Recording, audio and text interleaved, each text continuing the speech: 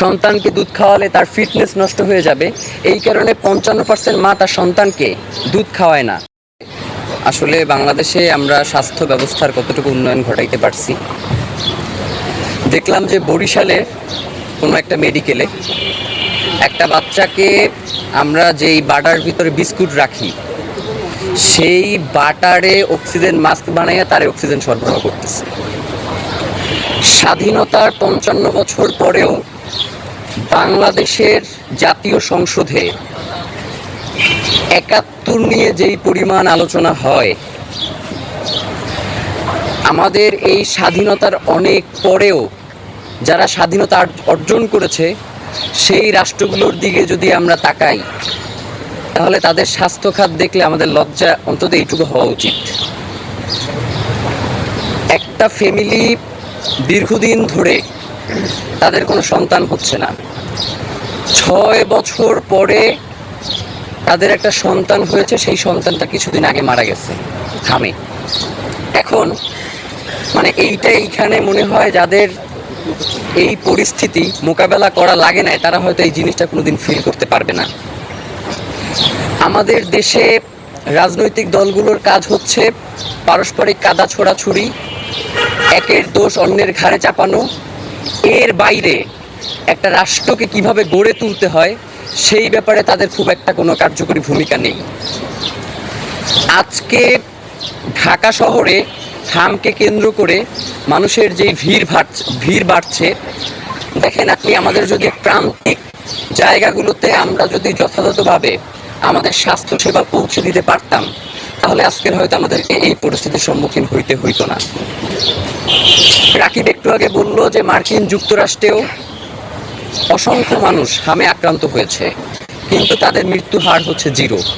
কারণ তারা শিশু এবং মাতৃ স্বাস্থ্য সুরক্ষার জন্য একটা কার্যকরী পদক্ষেপ গ্রহণ করেছিলেন বিধায়ী আজকে তারা সেই পরিস্থিতি থেকে উত্তরণের একটা পথ বের করতে পেরেছিলেন। কিন্তু আমরা শুধুমাত্র 71 মুক্তিযুদ্ধ রাজাকার নিয়ে আলাপ করতে করতে আমরা আমাদের 415 জনের অধিক শিশুকে হারিয়ে ফেলেছি, যারা আগামী বাংলাদেশে নেতৃত্বে আসবার একটা সম্ভাবনা ছিল।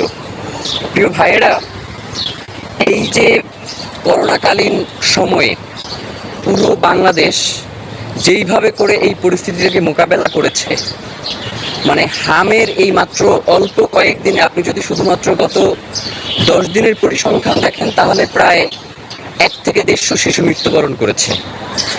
এই হারটা কিন্তু খুবই মাত্রা অতিরিক্ত এবং এটা একটা জরুরি অবস্থা ঘোষণার মতো একটা পরিস্থিতি তৈরি হয়েছে। কিন্তু সরকার কেমন করে যেন এই বিষয়গুলোকে এড়িয়ে যাবার একটা চেষ্টা করছে।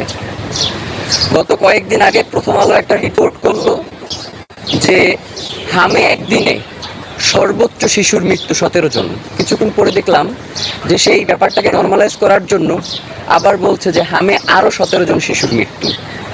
যে একদিনে যে সর্বোচ্চ, এই কথাটা বললে জনমনে যে একটা উদ্বেগ তৈরি হয়, আমরা মনে করি হয়তো এই উদ্বেগটা কাটানোর জন্য হয়তো তারা এই সংবাদটাকে পরিবর্তন করেছে, কিন্তু আসল চিত্রটা ভিন্ন। আসল চিত্রটা হচ্ছে এই হাম থেকে প্রতিকারের জন্য সরকারের পক্ষ থেকে এখন পর্যন্ত কোনো কার্যকরী পদক্ষেপ নেওয়া হচ্ছে না।